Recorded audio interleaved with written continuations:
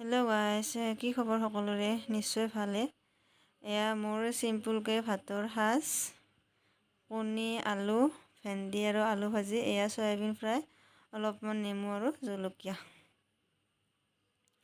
এয়া আকৌ ভাত খাই ফ্ৰিজৰ দুৱাৰখন খোলোঁ যে সৰু মাই ধুনীয়াকৈ আইচক্ৰীম বনাই থৈ দিছে। আইচক্ৰীম দেখি আৰু নোখোৱাকৈ থাকিব পাৰিনে?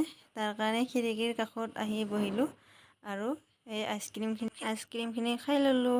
আইচক্ৰীমখিনি খাবলৈ বিৰাট টেষ্টি আছিল।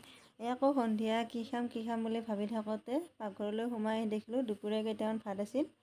এয়া মই কেৰাহীটোত তেল অলপমান গৰম হ'বলৈ দি দিলোঁ। তাতে দি দিলোঁ মিহি মিহিকৈ কাটি লোৱা পিঁয়াজ, অলপমান নহৰু, এটা জলকীয়া, আকৌ তাতে সেইখিনি লৰাই লৈ দি দিলোঁ এটা কণী।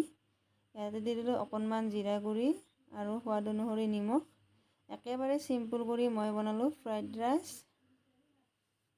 এইখিনি মিক্স কৰা হৈ গ'ল। ইয়াতে দি দিলোঁ দুপৰীয়াৰ ৰৈ যোৱা ভাতকেইটা।